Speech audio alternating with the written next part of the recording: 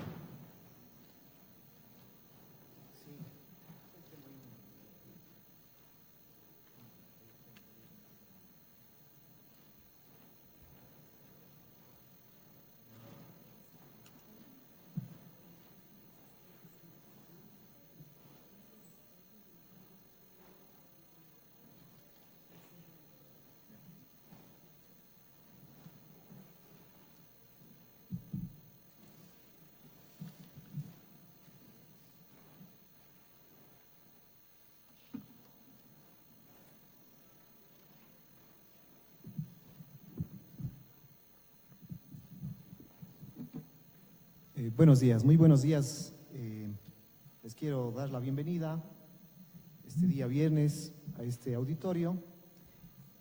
Estamos convocados con la finalidad de avanzar y posiblemente concluir con esta actividad académica que tiene que ver con el derecho a la ciudad. Hoy tenemos 4 exposiciones que versan sobre esta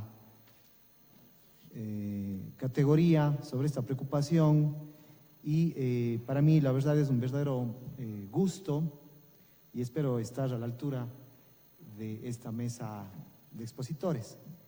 Van a ser 4 intervenciones y también, si tenemos tiempo, si nuestros expositores nos brindan la posibilidad de hacer una retroalimentación, les pido por favor que preparen sus preguntas, las daremos por escrito y avanzaremos en esa lógica, ¿no? Los 4 expositores me voy a permitir presentarles. La primera exposición va a estar a cargo de Ana Cecilia Salazar Vintimilla. Ella es magíster en investigación participativa por la Universidad Complutense de Madrid. Tiene estudios de posgrado en Psicología Organizacional por la Universidad Católica de Lovaina, Bélgica, y también tiene un posgrado en Gestión Universitaria por la Universidad de Cuenca. Es investigadora del Grupo de Acompañamiento Organizacional y del Departamento Interdisciplinario de Investigaciones de Espacio y Población. También sus actividades están relacionadas con la docencia en la Facultad de Ciencias Económicas y Administrativas de la carrera de Sociología de la Universidad de Cuenca. Es autora de varios libros y artículos en revistas nacionales e internacionales.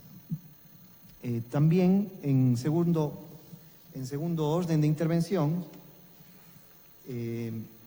estará Pamela Olmedo Martínez. Ella es economista de la Pontificia Universidad Católica del Ecuador y tiene un título de especialización superior en gerencia para el desarrollo, emitido por la Universidad Andina Simón Bolívar. También tiene estudios de maestría en desarrollo económico por la Universidad Federal de Paraná, Brasil. Cuenta con una experiencia laboral principalmente en instituciones públicas dedicadas a financiar gestiones locales, y se ha desempeñado como asesora del Ministerio de Desarrollo Urbano y Vivienda desde el 2013 hasta el 2015.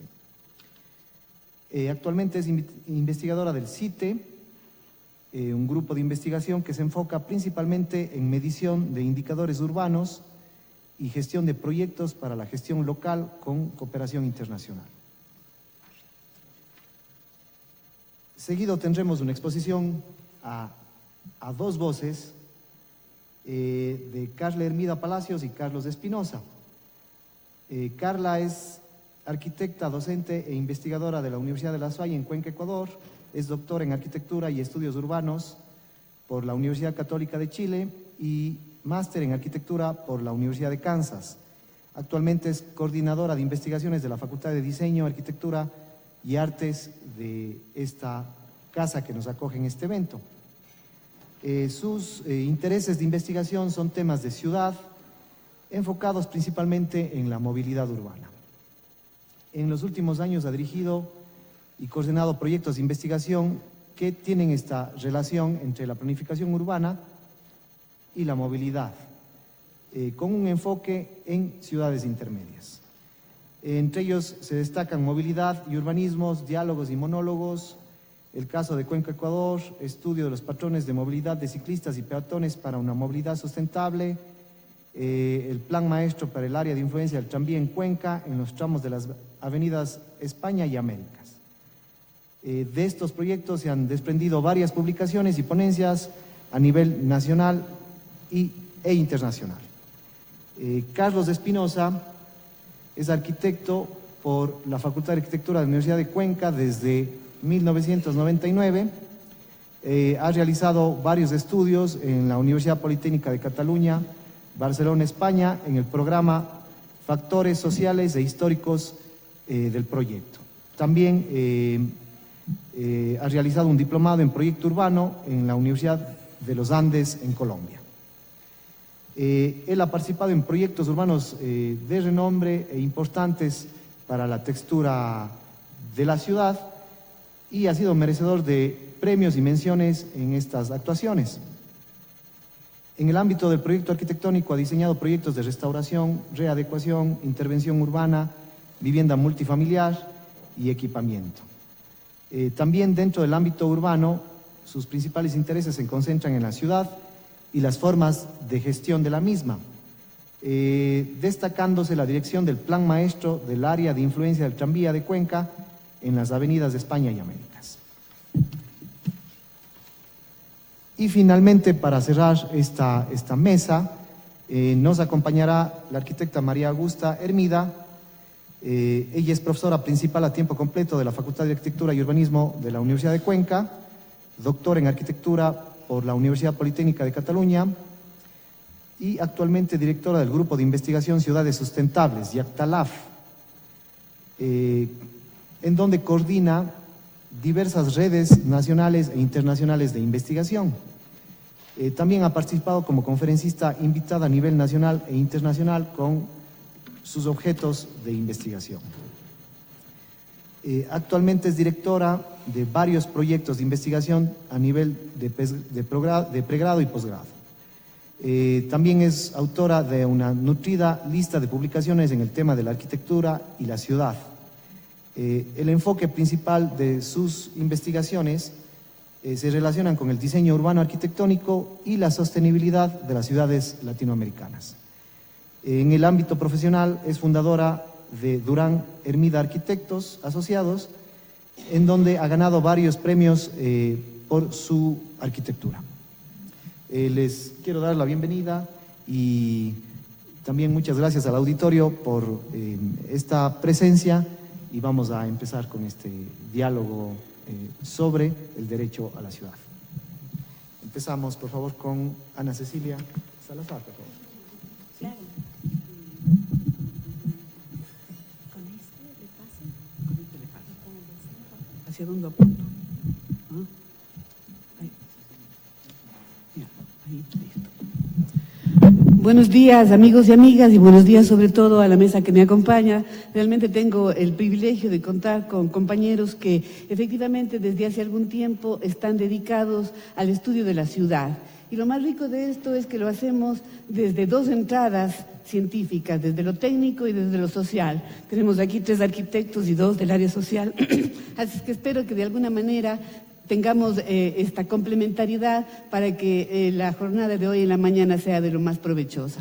En primer lugar, quisiera contarles que nosotros estamos presentando esta ponencia, esta exposición, como parte de la investigación que estamos haciendo en la Universidad de Cuenca sobre los factores restrictivos e impulsores del derecho a la ciudad. El derecho a la ciudad es un tema no nuevo, pero realmente ha tomado relevada e inusitada interés en las últimas temporadas, y creo que todavía hay muy poco sobre el derecho a la ciudad en América Latina, en el Ecuador y más específicamente en Cuenca.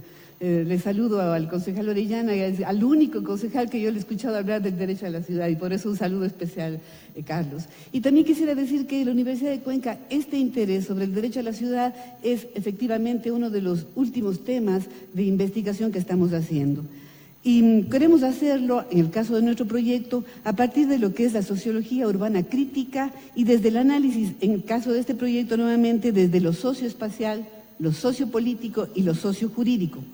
El desafío es que hagamos esta entrada integral y por eso en nuestro equipo están arquitectos, politólogos, sociólogos, antropólogos, abogados, intentando este abordaje integral del estudio. La ciudad ha sido estudiada de manera fragmentada, lo hemos hecho por distintas entradas y por eso creo que tal vez este rato nos toca la obligación, sí, de volver a rearticular este sistema que es la ciudad y comprenderlo de mejor manera. Más allá de la ciudad como una estructura material y tangible, con sus edificaciones, sus barrios, sus templos, sus parques, las ciudades son territorios en donde se generan procesos de cambio y de conflicto propios de la vida social. Cuenca es un espacio donde se desarrollan múltiples historias, no solo personales, pero también colectivas y sociales, historias que definen la calidad de la convivencia entre los habitantes, elementos centrales ligados a la turbulencia que tiene actualmente la modernidad. Las ciudades son territorios además donde se desarrollan procesos sociales, económicos, políticos, culturales propios de la vida urbana, que van generando un determinado entorno construido. Situación que define la evolución no solo física y morfológica de la vida en la ciudad, sino también existen otros aspectos fuertemente ligados a esta intervención de orden técnico, que son los procesos sociopolíticos, culturales, simbólicos, la historia de los lugares, la memoria colectiva, estos elementos que hacen parte de la identidad de la ciudad, pero también parte de la identidad de sus habitantes. ¿Cómo asumir esta gran complejidad? Es el reto al que nos enfrentamos. Cuenca es considerada actualmente una ciudad intermedia y que ha recibido el reconocimiento internacional. Y al tiempo que la población se ha multiplicado se ha multiplicado también el crecimiento de la ciudad y el uso del espacio público y privado también ha ido evolucionando. Por supuesto, los planes de la ciudad han tenido que variar enormemente. Algunos de estos esfuerzos yo creo que han tenido buenos resultados y han ayudado a mejorar la calidad de vida de las personas.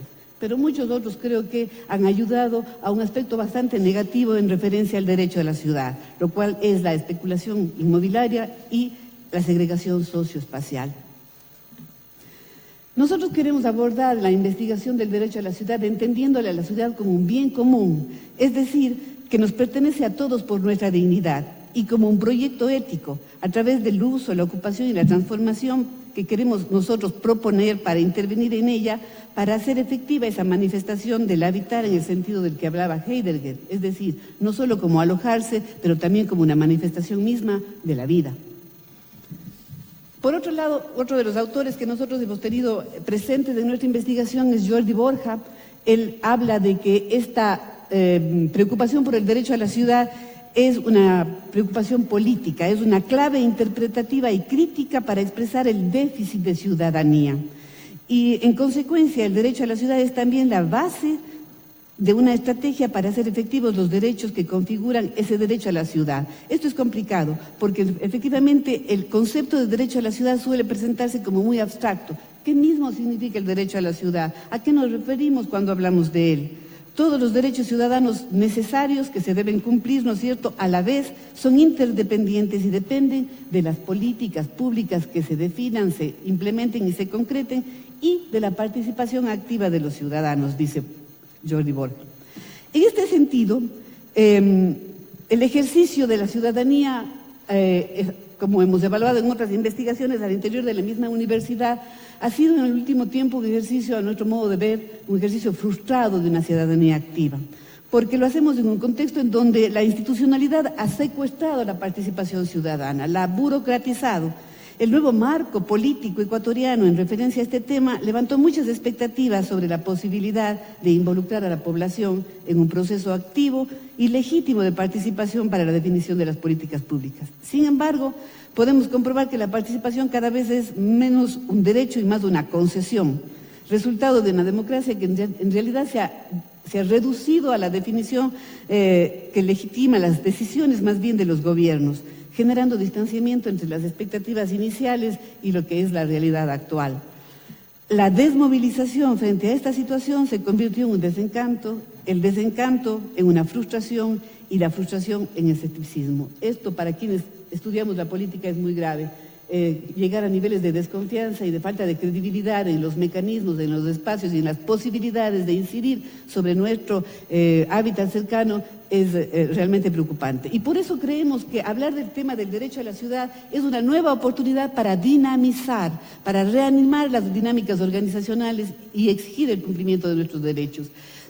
Además, para lograr que se dinamicen los procesos en torno a la posibilidad de que la ciudadanía sea realmente un ejercicio activo de deliberación y de incidencia en el entorno.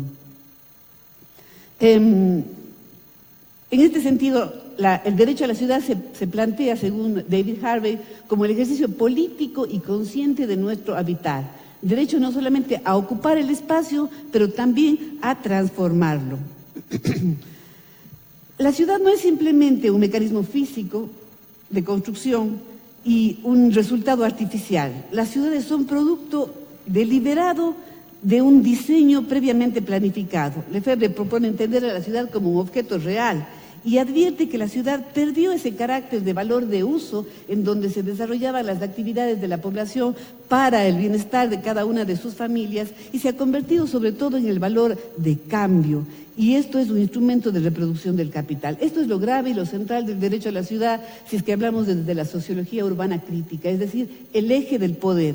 Es muy difícil ampliar aquí todo lo que significa las inequidades del poder en los diferentes ámbitos y contradicciones que existen en la vida de la ciudad. Y por eso en nuestra investigación nosotros lo preferimos hacer desde un objeto de estudio más pequeño, que son los espacios públicos. Acercarse a esta complejidad implica una total resignificación de los estudios, donde el componente sociopolítico tiene una importancia muy destacada. Últimamente, según algunos autores como Michael Harren y Negri, están hablando de que la ciudad se ha convertido en el nuevo punto de movilización sociopolítica y cuyo papel es análogo a la fábrica cuando se hablaba de la revolución industrial. Y esto representa ahora el espacio de lo común y por consiguiente la base de la acción colectiva. En muchas regiones del mundo se está tomando el tema del derecho a la ciudad para dinamizar nuevamente los movimientos urbanos.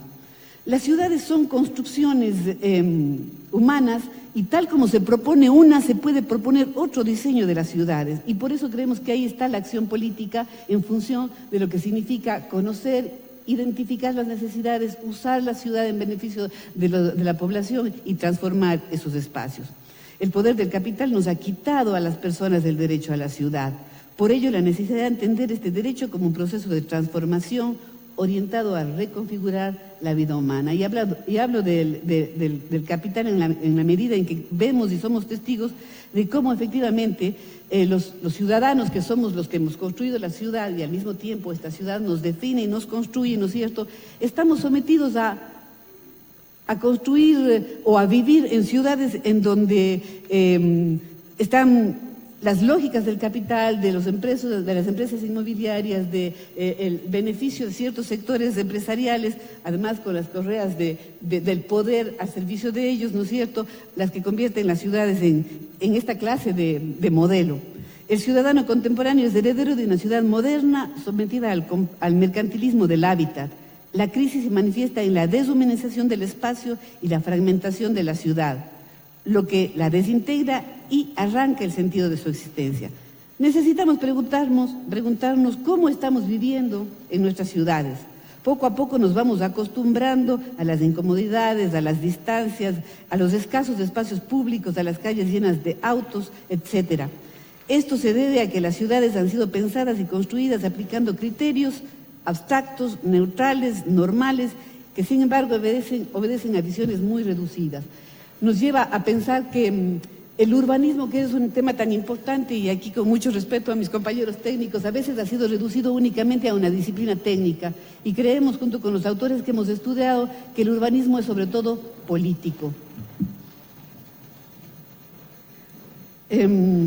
Quiero finalmente, para poder compartirles algo de nuestra exposición, de nuestra investigación, contarles que efectivamente esto de los espacios públicos ha sido la entrada para una escala más pequeña, pero para entender cómo en los espacios públicos se reproducen todas estas situaciones de inequidad, de injusticia, de desborde de lo que significa lo técnico sobre lo social. Y ahí tomamos algunos autores que relievan la importancia de ver desde otra manera la comprensión del espacio público. No entenderlo como un sitio nada más, sino el contexto en donde se desarrollan los procesos sociales al interior de las ciudades. Es en los espacios públicos en donde el tiempo y el espacio en sí mismo, físicamente hablando, ¿no es cierto?, son el contexto de la historia de las ciudades. En este sentido, el espacio público está destinado a acoger la pluralidad de los usos, la pluralidad de las perspectivas, de los intereses y de las necesidades de quienes ocupan ese espacio y no únicamente de quienes deciden sobre ese espacio. En este marco, los factores restrictivos y ya los resultados preliminares que tenemos de nuestra investigación nos llevan a pensar qué pasa en los espacios públicos como efectos efectivamente de estas inequidades en la definición de los espacios. Nosotros estudiamos 2 espacios públicos de la ciudad y encontramos a través de lo que es el análisis socioespacial, el sociopolítico y el sociojurídico algunos resultados. El primero es que ya la carencia de espacios públicos en algunos sectores es un verdadero factor restrictivo del derecho a la ciudad. Me atrevo a opinar que Cuenca se salva de un déficit absoluto de espacios públicos porque tenemos 4 ríos y al lado de los 4 ríos están estas márgenes maravillosas en donde el espacio público ha quedado ahí de alguna manera resguardado por esta presencia de la naturaleza, por esta impronta de la naturaleza, ¿no es cierto? Pero me imagino que ¿qué hubiera pasado con Cuenca si no estaban los 4 ríos ahí?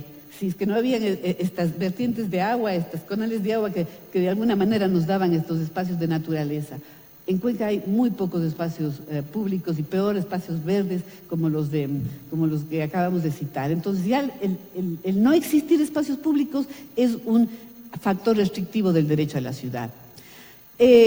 La investigación la hicimos también en función de encuestas de los vecinos, de conocedores y de expertos, y hay quienes dicen que los elementos de control excesivos del espacio público son un factor restrictivo. Las cámaras, los guardias, el exceso de normas, el cerramiento o muros son elementos restrictivos. El abandono, el descuido y la falta de atención en los espacios públicos también lo identifican como restrictivos. La deficiente relación segura con el entorno, es decir, la presencia de tráfico excesivo o de ruido, es un factor restrictivo. La falta de actividades o eventos atractivos o significativos. Aquí hay un elemento muy importante, que es que efectivamente a veces los espacios públicos están ahí sin el uso que se puede darles para generar concentración, encuentro, interacción, y actividades como el arte o el deporte no representan lugares de interés porque no tienen actividades significativas. Este era uno de los indicadores que nos permitió comprender la identificación de los actores cercanos con este espacio. También la mala conexión física o visual a las calles o espacios adyacentes, la imposibilidad del acceso para niños, para tercera edad o personas con capacidades especiales, la eliminación de las claves del pasado. Aquí entramos a lo que es este proceso de identificación de los ciudadanos con su ciudad. Si en muchos espacios públicos se han borrado los elementos y las claves del pasado, podría poner el ejemplo de la Plaza del Otorongo, por ejemplo, en donde no queda nada de lo que era antes, ningún recuerdo, ninguna relación, ningún hito simbólico que nos conecte con el pasado. Hay una plaza dura ahí en donde solamente se transita y nadie se detiene a conversar porque no hay ni asientos para descansar. La imposición de un uso exclusivo también es otro factor restrictivo. El exceso de negocios particulares caros alrededor de los espacios es restrictivo. La suplantación de los actores sociales por los gobiernos locales para la administración del espacio también es restrictivo. Por ejemplo, en la Plaza del Otorongo, nuevamente utilizo este espacio como ejemplo, Quien administra la plaza no son los vecinos, no se decide ahí por parte de los vecinos qué se hace. Incluso cuando hay iniciativas para hacer algo ahí, es el municipio el que tiene que otorgar el permiso porque es una plaza administrada por la municipalidad y todo el proceso un poco largo de lo que es utilizar un espacio público desmotiva, quita el sentido de apropiación y de derecho a ese espacio por parte de los vecinos. Bueno, no todo es malo, también encontramos algunas cosas que pueden ser impulsoras en este estudio y vemos que los elementos como, por otro lado, la seguridad, ¿no es cierto?, que garanticen visibilidad, tranquilidad y confort en el espacio, son factores buenos y positivos. La posibilidad del uso múltiple para la integración de las diversidades sociales también es un factor que puede impulsar el derecho a la ciudad. El desarrollo de actividades como el arte y el deporte, que ya había dicho. La posibilidad de generar el encuentro de múltiples actores y la accesibilidad a los espacios, es decir, habitantes según sus edades y condiciones físicas.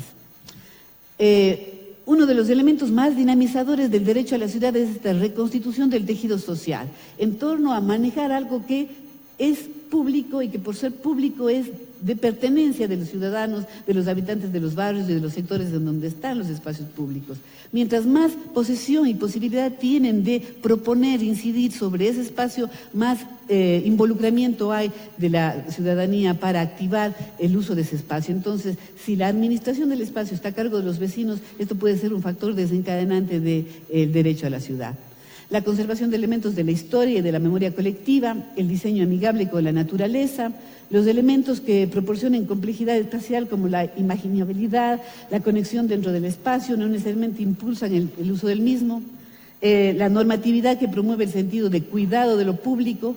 Nosotros en el eje socio-jurídico pudimos darnos cuenta de cómo la normatividad, el exceso de reglas y de reglamentación, ¿no es cierto?, hace dar un sentido de no interés por el uso del espacio, de no interés por la participación. Esto más bien debilita el sentido del derecho a la ciudad y del derecho al espacio.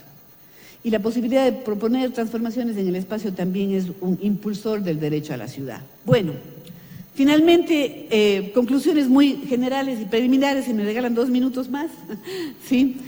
La ciudad es un nuevo escenario o espacio de la anunciación para la acción colectiva. Coincidimos aquí con pensar que la ciudad puede convertirse en ese contingente de concentración de las agencias de significación, de las agencias de dinamización de lo social a nivel de lo cultural, de lo etario, de lo organizacional, de lo político, de lo económico, sí, pero si hacemos una entrada justamente que tenga presente esta necesidad de entender a la ciudad como un derecho de todos.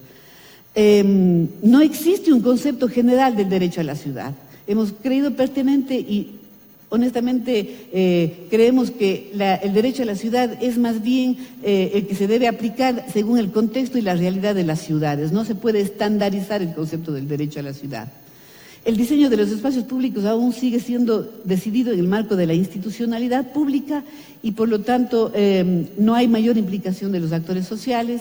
El espacio público es un concepto del urbanismo que debe ser más bien ampliado al tema de la categoría política para que sea entendido de manera integral.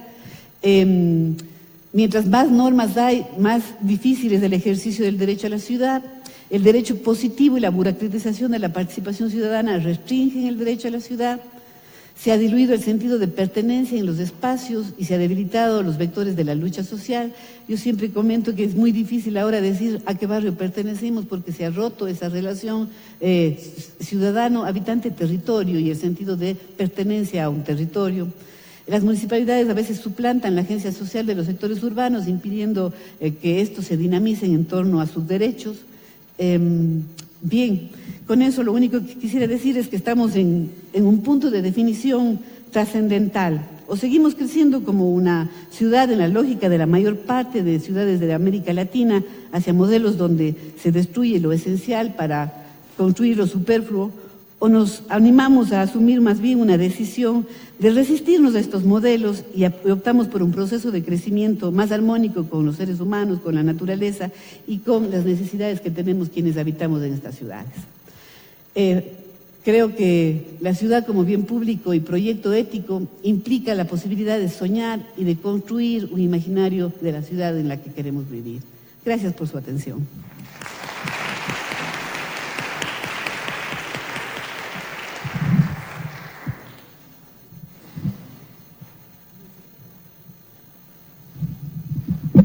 Bueno, muchísimas gracias, Ana Cecilia Salazar.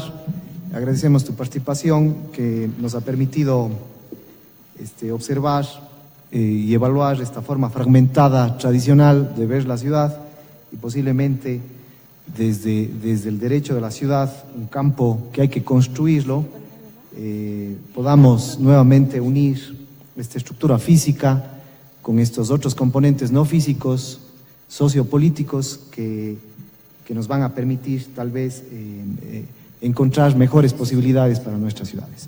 Vamos a continuar con Pamela Olmedo, y igual que Ana Cecilia Salazar, pues tendrá un tiempo de 20 minutos y les agradezco su atención. Buenos días, gracias por estar en el último día. Yo quiero más bien traerles una reflexión. Creo que mucho se ha hablado del derecho a la ciudad, hay una comprensión relativamente clara del espacio público, pero yo desde el espacio en el que trabajo actualmente, que es más bien desde la reflexión académica pero aplicada, quiero invitarles a pensar un poco, bueno, entendemos esto del derecho a la ciudad, entendemos el espacio público, pero finalmente al intentar unir las dos cosas, ¿cómo se entiende el espacio público desde el ejercicio mismo del derecho a la ciudad? Y no traigo respuestas, traigo muchas preguntas que creo que tienen que empezar a ser respondidas desde la academia, la sociedad civil y desde los espacios en donde el derecho a la ciudad se piensa, se ejerce y se garantiza. Brevemente sobre el espacio público, ¿no es cierto? En una definición un poco más global, es el territorio de la ciudad donde cualquier individuo tiene derecho, énfasis en derecho, a estar y circular libremente. Es este espacio colectivo, no es este espacio privado individual, es un espacio colectivo que no responde a un tipo de propiedad. Y entonces ahí empezamos a dilucidar ciertas confusiones. No es lo público-privado, es lo público del nosotros, es lo público de la colectividad.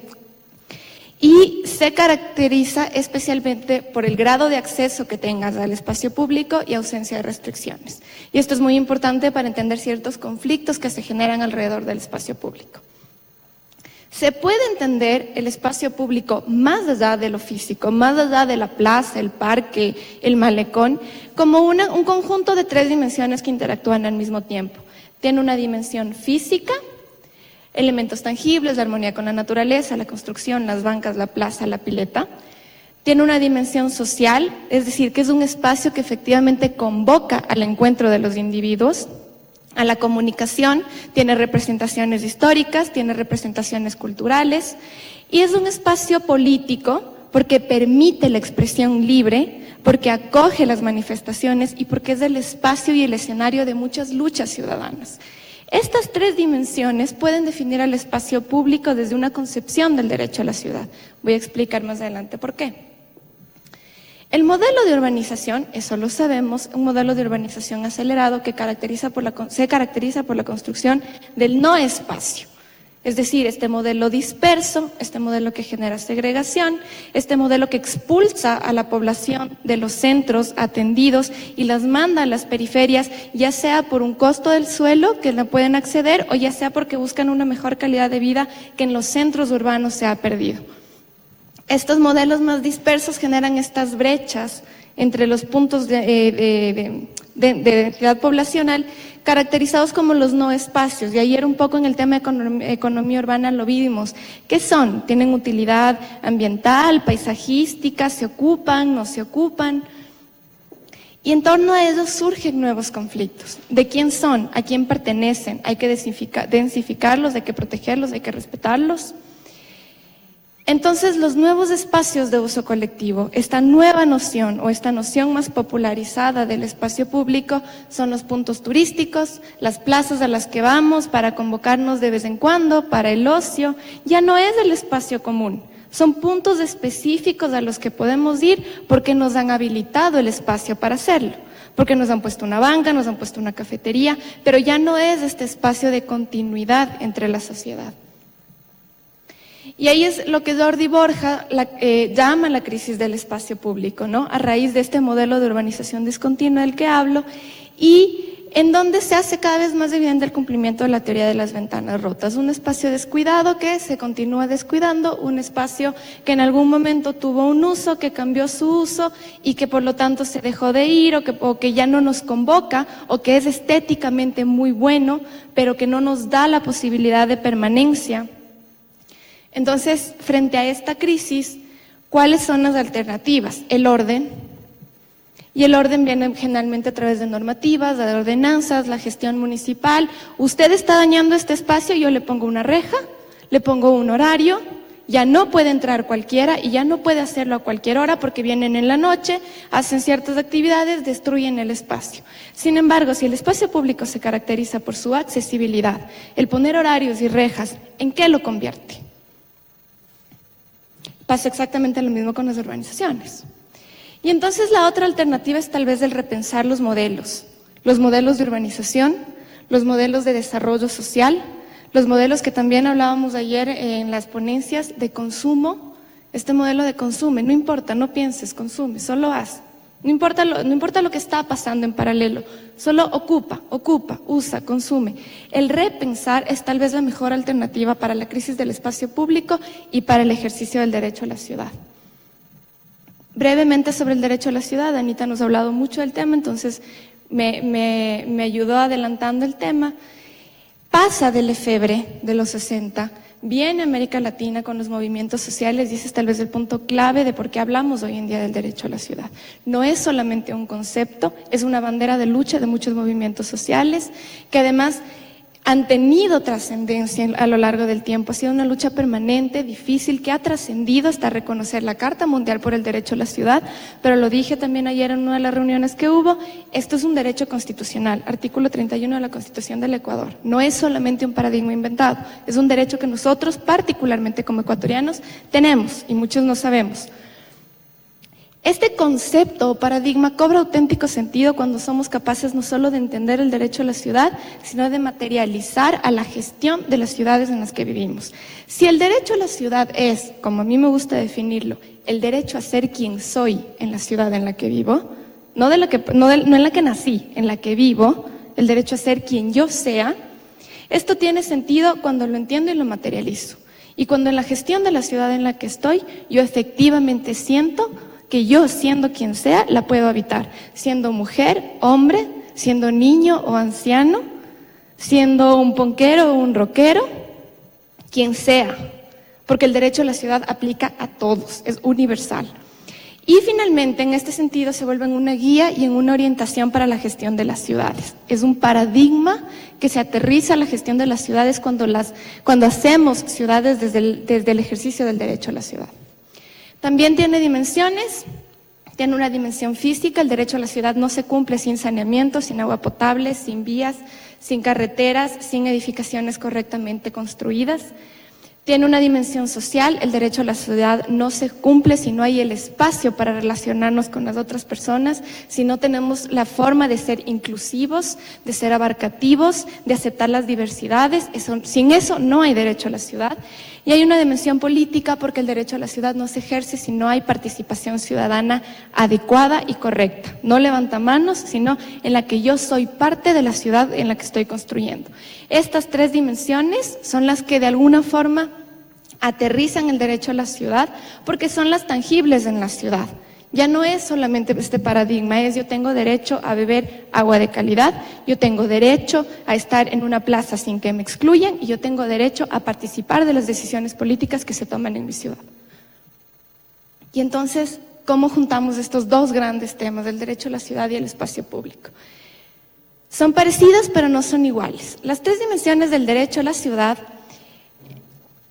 y en las tres dimensiones del espacio público son las mismas, pero hay una lógica en esta distribución gráfica. El derecho a la ciudad se expande. Es lógico pensar que yo no tengo mi prioridad no está en participar, si es que todavía tengo que hacer una lucha diaria por conseguir agua de calidad para la vida mía y de mi familia. Y que aceptar las diversidades mucho no va a ser mi pensamiento diario si es que yo todavía no tengo ni siquiera cómo movilizarme desde mi lugar de vivienda hasta una plaza. Entonces, digamos, es un orden creciente. Yo voy garantizando este derecho a la ciudad en una forma de expansión.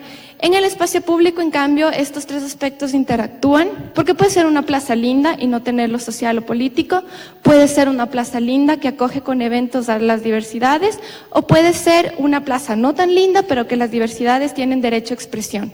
Entonces, tienen las tres mismas dimensiones que interactúan de una forma diferente, y esto es importante entender a la hora de la gestión y la toma de decisiones en la ciudad. Pero lo que nos dice es que si la ciudad es el macro bien público en estas dimensiones, es también un espacio público en sí mismo. Es el espacio público por excelencia, más allá del tipo de propiedad, insisto. Y entonces una pregunta que se hace Don Mitchell mucho en sus textos y sus libros, finalmente, ¿quién tiene el derecho a la ciudad en el espacio público?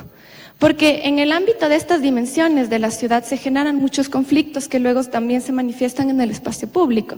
Y entonces en el espacio público, ¿quién tiene el derecho a la ciudad? Y voy a pasar brevemente por algunos de estos conflictos que se manifiestan, y aquí es donde yo empiezo a levantar las preguntas a las que yo no tengo respuesta, pero que debemos empezar a generar.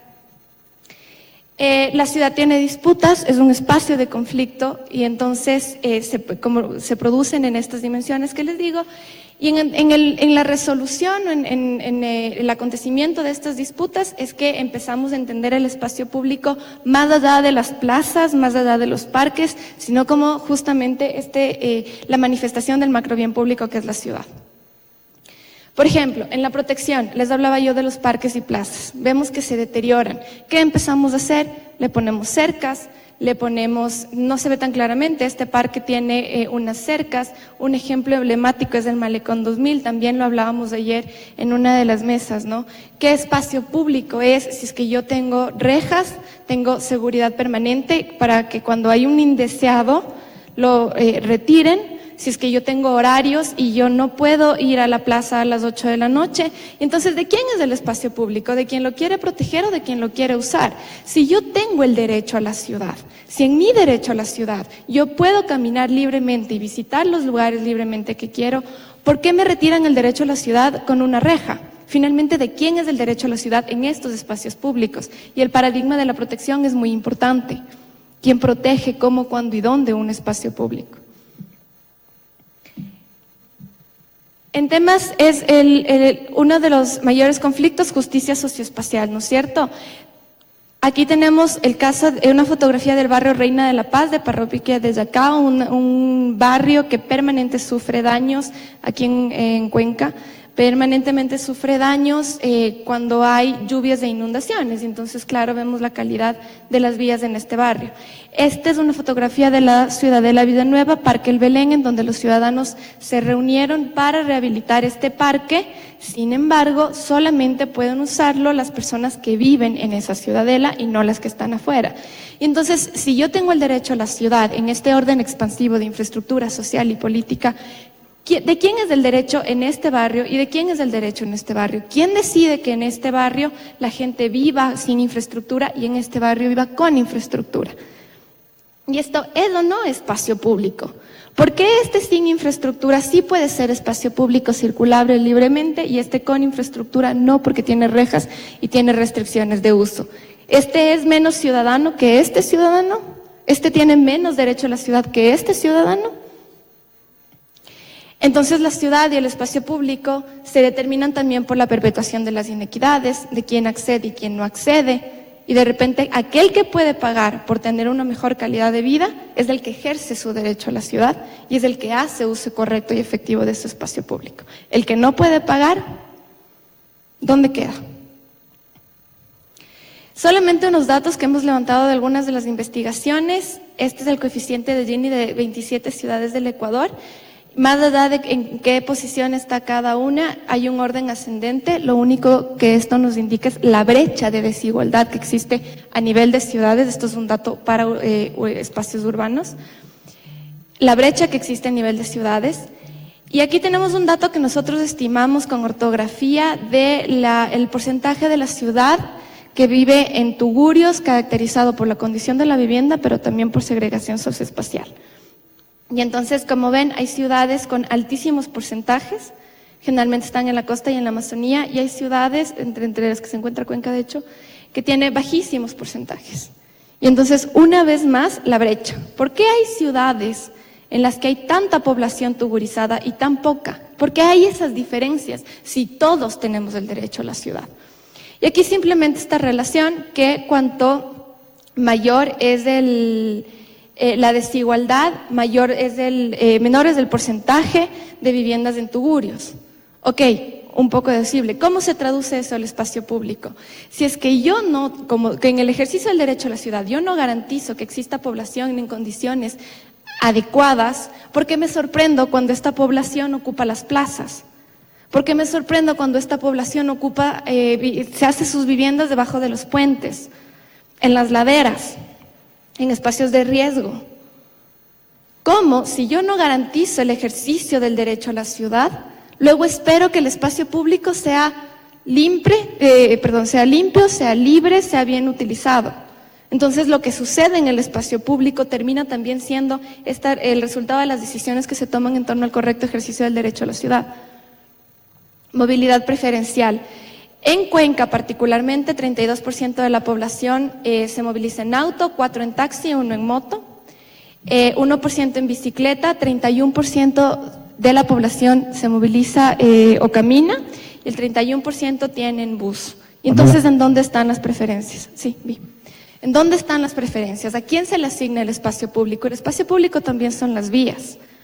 Si hay un 32% de población en auto y 31% de población peatonal, ¿a quién se está favoreciendo en un grupo casi igual de población que usa la ciudad? ¿A quién favorece el espacio público y la toma de decisiones? Los medios de vida, este es un conflicto relativamente de moda, que es la ocupación de las calles y las vías por el comercio informal. A nivel nacional, 43% de la población trabaja en la informalidad y solamente 14.5% de la población lo hace en condiciones adecuadas. Significa que el resto de la población está en la calle, está en las aceras, está en los semáforos, y ellos ocupan el espacio público porque buscan sus medios de vida. ¿A quién garantizamos el derecho a la ciudad? En una ciudad y al uso de su espacio público. A quien puede pagar un local, estar en un local tranquilo, o a quien no puede hacerlo y tiene que buscar medios de subsistencia a través de la informalidad. ¿Cómo se resuelve esa disputa? ¿A quién le garantizamos? Si no existen medios de vida adecuados, ¿por qué luego estamos cuestionándonos por qué la gente ocupa el espacio para sobrevivir y para hacer sus ventas? Finalmente, una nueva disputa que es lo que llamamos la nueva calle. La calle es también el espacio público de manifestación, de lucha política, en donde se dice lo que le gusta, lo que no le gusta a la gente. Entonces la gente está molesta, sale y se manifiesta. Pero hay esta nueva calle que radica en el uso de las redes sociales, en donde la protesta se cambia por el tweet, en donde lo que no me gusta se cambia por un no me gusta del Facebook. Es un nuevo espacio en donde también se manifiestan los conflictos de la ciudad, que tiene un cierto grado de sustitución, pero que personalmente creo que las dos tienen vigencia, pero que se vuelve el nuevo espacio público de generación de la ciudad. Y aquí es mucho más difícil normar, reglar, cualquiera dice lo que dice, se pone lo que se pone, y esto es un poco el conflicto actual que empieza a pensarse desde la humanización de los medios digitales. Solamente como conclusión, un poco, como les decía, respuestas no existen, respuestas hay que generarlas, y hay que generarlas ahí sí en lo que decía Anita, desde un contexto. ¿A quién estamos garantizando el ejercicio del derecho a la ciudad en el espacio público de nuestras ciudades? La calidad de ese espacio público depende del criterio de gestión con que se gestionen los conflictos de la ciudad. En el tema de la informalidad, ¿cómo yo gestiono el trabajo formal o informal en mi ciudad? Eso se visibiliza en el espacio de la ciudad. Porque estos criterios de gestión se manifiestan en el espacio público.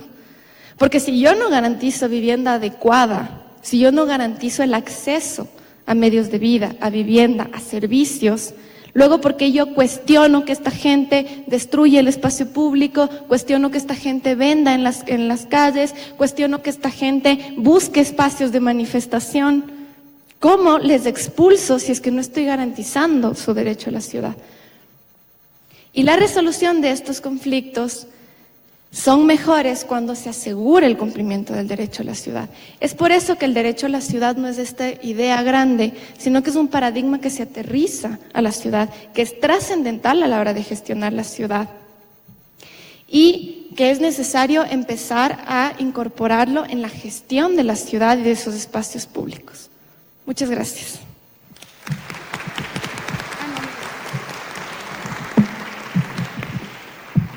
Bueno, muy bien, agradecemos la participación de Pamela, quien nos ha propuesto una ruta para entender y analizar el derecho a la ciudad física, la ciudad social, la ciudad política. Estas articulaciones, si bien es cierto, pueden ser una ruta, también seguramente sus relaciones generan conflictos. También nos ha propuesto que esta articulación entre lo físico, lo social y lo político tiene que ser activamente pensada por la academia, la sociedad civil y evidentemente las instituciones que nos permitan superar ese espacio público institucionalizador, coercitivo, normativo, que en alguna dimensión puede estar oportuno, hacia un espacio que valore lo común, es decir, repensar los modelos de los procesos de urbanización y demás. Agradecemos nuevamente a Pamela y pedimos a Carla Mida y a Carlos Espinosa nos compartan su propuesta, y al auditorio también les recordamos que las personas que quieran participar al final de este conversatorio con alguna duda, inquietud o una ampliación a los temas de nuestros ponentes, pues lo puedan hacer. Hay dos compañeros estudiantes que están por ahí con papeles, les pueden solicitar a ellos que les apoyen con un papel para poder hacer la pregunta. Gracias.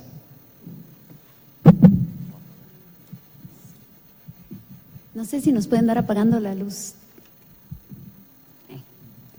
Bueno, muy buenos días con todos y con todas. Lo que vamos a contarles un poco el Carlos y yo hoy es sobre el plan maestro, el área de influencia del tranvía en los tramos de las Américas y la España. En realidad este es un proyecto, una consultoría que nosotros hemos trabajado como Universidad de la SUAY para el municipio de Cuenca. Por lo tanto, la versión que les vamos a presentar o lo que les vamos a contar hoy es una versión académica. Son las reflexiones que utilizamos para el plan, que no es del plan obviamente en su conjunto porque eso es de propiedad del municipio. Esta es la versión académica. Partimos por una reflexión inicial en el sentido de que la densidad de Cuenca ha ido decreciendo, ¿no? Hasta 1950 teníamos una densidad bastante adecuada, digamos, de aproximadamente 138 habitantes por hectárea, la cual, a partir de toda una historia de la planificación de Cuenca, del plan de Gato Sobral, etcétera, la ciudad se fue expandiendo y es así que para el 2010 la densidad estaba en 45 y más o menos nos mantenemos en ese rango hasta los actuales momentos. Densidad que es muy baja, 45 habitantes por hectárea es una densidad bastante baja, lo cual quiere decir que la ciudad ha crecido y se ha extendido más de lo que debería. Lo interesante, pero alarmante también, es que si nosotros mantenemos esta tendencia de crecimiento, no solo implica que tendremos densidades bajas, sino que para el 2030 lo que nosotros habremos gastado en infraestructura será sobre los 3.000 millones de dólares, 3.400 millones de dólares, de acuerdo a un dato obtenido por el Banco Interamericano de Desarrollo para un proyecto de Cuenca como ciudad sostenible. Entonces, claro, ahí ya nos asusta, porque una cosa es decir, bueno, Cuenca ha crecido, y otra cosa es decir, bueno, de aquí al 2030, que todos nosotros, espero, seguiremos hasta vivos, habremos gastado 3.400 millones de dólares solo en infraestructura. Entonces, evidentemente, esto está dado por esta relación dialéctica que existe entre las infraestructuras del transporte y la ciudad. Es decir, esta relación que hace que la ciudad el transporte tiene que extenderse, el transporte entiéndase como infraestructura, como vías, como sistemas de transporte, tiene que extenderse porque la ciudad ha crecido, pero ojo, la ciudad crece porque las infraestructuras crecen. Caso concreto, no estaríamos yéndonos a vivir en Chauyabamba si no tuviéramos una autopista, créanme, ¿no? Entonces, esto genera una ciudad antidemocrática en el sentido de que más del 30% de las inversiones se están haciendo en vías, en vialidad. teniendo muchas otras cosas en vías, y me refiero a vías motorizadas, ¿no? Entonces, claro, nos alarma, estamos claros que tenemos que frenar la expansión. Hay muchísimos autores y muchísimas formas de intentar mitigar la expansión urbana. Nosotros hoy nos vamos a concentrar solo en una, porque hay muchas, pero nos vamos a concentrar en que hay que apostar por el transporte público y desestimular el uso del vehículo privado. Y en este punto es interesante porque cuando decimos apostar por el transporte público, ahí entra el tema de nuestra consultoría, que es las áreas de influencia del tranvía. Y el tranvía en Cuenca, para los que no son de Cuenca, ha sido un tema de mucho conflicto entre los pro tranvía y los anti tranvía. Inclusive, debo confesarles que en nuestro grupo de trabajo, porque esto que les estamos exponiendo hoy nosotros dos, somos como 20 personas atrás, entre comunicadores, sociólogos, arquitectos, economistas, etcétera. Pero entre ese grupo de 20 personas habíamos pro tranvías y habían antitranvías. Pero en resumen, a lo que llegamos después de reunirnos y conversar, es que el tranvía está. Y ahora no importa si eres pro o antitranvía, es cómo hacer que ese tranvía funcione y cómo usamos al tranvía como una oportunidad para replantear el modelo de crecimiento de la ciudad a uno mucho más sostenible y democrático. Y entonces aquí entra el dato que les decía hace un momento. El tranvía costará aproximadamente $300 millones. Pero yo les decía que si no hacemos nada en cambio, tendremos que gastar $3.400 millones hasta el 2030. Es decir, 10 tranvías.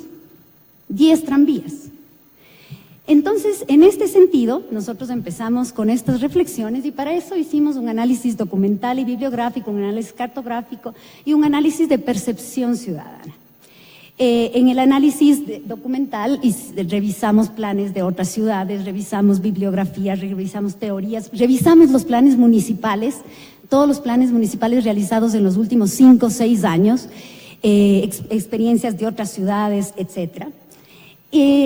Los cuales nos llevaron, a este cuadro resumen, obviamente esto es mucho más complejo, pero a darnos cuenta que en todos estos estábamos hablando el mismo lenguaje. O sea, los planes municipales compartían la visión de los planes de otras ciudades que han sido exitosos. Los planes de estas otras ciudades compartían lo que nos decía la bibliografía y la literatura del tema. Entonces, parece que estamos todos hablando el mismo lenguaje, pero no estamos logrando concretar en acciones visibles, ¿no? Entonces, por ejemplo, todo el mundo habla de la necesidad de levantar indicadores, de la importancia de la aceptación ciudadana, de la prioridad al peatón, del cambio de normativa, etcétera, ¿no? Del transporte intermodal, de la mezcla, de la diversidad, la compacidad y demás. Por otro lado, teníamos obviamente que hacer análisis cartográficos. Hicimos muchísimos análisis cartográficos. Yo me voy más bien a concentrar en no contarles cada uno de los análisis, sino contarles que este último es quizá el que nosotros creemos que es nuestro mayor aporte, porque los otros son los que normalmente se hacen en las planificaciones. Pero consideramos que es quizá nuestro mayor aporte, el analizar el componente financiero, porque fue el que nos permitió después plantear herramientas de gestión del suelo. Porque si nosotros no empezamos a gestionar el suelo, cualquier proyecto de ciudad puede venirse abajo porque no se ha gestionado el suelo adecuadamente. Se necesita conseguir recursos para poder hacer inversión pública y también para la redistribución y lograr mayor equidad social. Finalmente, y le hemos llamado percepción ciudadana, justamente no participación ciudadana, porque es un concepto muchísimo más amplio, pero fue otro aporte interesante, el decir, bueno, sentarnos a conversar con la gente. Se hicieron 600 encuestas, 35 entrevistas en una primera instancia, luego se trabajó con los actores de ya proyectos puntuales a través también de encuestas, de entrevistas. Obviamente estuvimos apoyados y en el equipo están comunicadores, sociólogos que trabajan con nosotros. Y bueno, finalmente una última instancia de socialización y talleres que es quizá un poco más tradicional. Pero esta instancia de percepción ciudadana fue muy interesante porque nos permitió darnos cuenta de muchas cosas que nosotros las dábamos por hecho y que no habían sido así. Voy a poner un ejemplo concreto porque no podemos hablar de todo lo que se aborda en el plan, pero nosotros empezamos pensando que sería interesante que en la Avenida España se densifique. ¿Por qué no densificar la Avenida España? Porque hay que densificar la ciudad, porque qué mejor mientras más vivienda haya, etcétera. Y después de todas estas instancias, de conversar con moradores del sector, con moradores no del sector, con desarrolladores inmobiliarios, con industriales, con etcétera, con muchísimas personas a las que se entrevistó y se encuestó, evidentemente parecería ser que no es la solución densificar la Avenida España. Quizá el carácter de la Avenida España no es ese. Finalmente, de mi parte, entonces la pregunta es cómo proponer desde el plan estrategias que nos permitan tres cosas, porque hay mucho más por hacer, pero esto era lo que podíamos abarcar. Recuerden que estamos hablando de una consultoría y por lo tanto cuando hablamos de consultoría los tiempos son estrictos. Todos los que han trabajado en consultoría saben que los tiempos son muy estrictos, hay plazos, hay multas, etcétera. Por lo tanto, a diferencia de la investigación, que debo admitir que podemos pensar un poquito más y reflexionar un poquito más y alargarle un poquito más, en consultoría no. Así que esto es lo que podríamos hacer. Pensar en estrategias que contribuyan a frenar la expansión urbana, apuntalar el sistema de transporte público y democratizar el uso del espacio público. Y eso es lo que nos va a contar Carlos a continuación. Muchas gracias. Bueno, empezamos. Para estos fines y estos objetivos nos planteamos estas tres líneas estratégicas. Lo llamamos zonas de densificación prioritaria porque efectivamente la ciudad tiene una expansión tan grande en este momento que si no empezamos a centrar y a priorizar ciertas zonas en donde efectivamente se pueda aplicar procesos de densificación, realmente sería una estrategia inadecuada. Tenemos que priorizar zonas y esas zonas tenían que estar absolutamente ligadas con un sistema de transporte público que ya estaba en curso, ¿no? Que es el tranvía. Luego hablamos de los equipamientos de alta rotación, lo explicaré en su momento, y las herramientas de gestión de espacio público. Este es más o menos un mapa del trazado del tranvía y se hizo un análisis de la relación de demanda y oferta de suelo y un poco lo que empezaron a arrojar esos puntos amarillos que ustedes ven son de las zonas propicias donde podría hacerse el proceso de densificación. Esto un poco confirmaba ciertas investigaciones anteriores, inclusive hechas por el propio Yactalab, que aquí hay unas zonas de oportunidad y que teníamos que ponerlo mucho ojo e interés. Lo que dice Carlita, en la Avenida España estos análisis no nos arrojaban, había muchas restricciones normativas, el aeropuerto, un poco los usos, casi que el monotema que es de la Avenida España, que es la venta de vehículos, ofrecía como que cosas que no eran muy adecuadas para la densificación. Entonces, en este caso, lo que se hicieron es analizar estas zonas para luego ver cómo ya nos metíamos, hacíamos zoom en esas zonas y ver cómo podíamos intervenir. Los equipamientos de alta rotación, es decir, todas estas líneas estratégicas van a apuntalar el sistema de transporte público.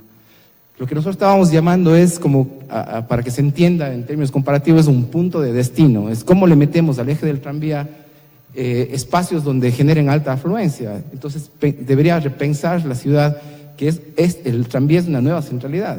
Ahora es como que el nuevo Parque Calderón, yo lo digo, ¿no?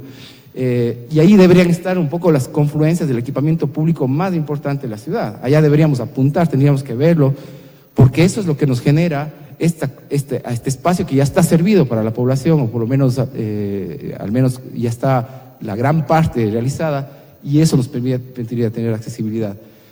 Se hicieron unos análisis de cuáles son los espacios potenciales, cómo podría el equipamiento o la infraestructura vincularse a este sistema de transporte para que empiece a potencializarse el uso del eje del tranvía.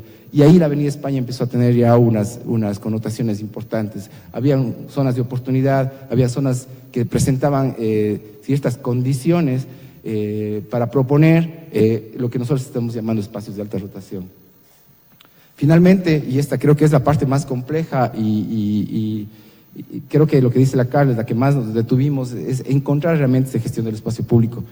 No solo de uso del espacio público, sino cómo gestionar suelo. Esto, por ejemplo, que es una cosa súper sencilla desde el punto de vista del ejercicio técnico, sí es una declaración social, es una declaración de principios políticos también.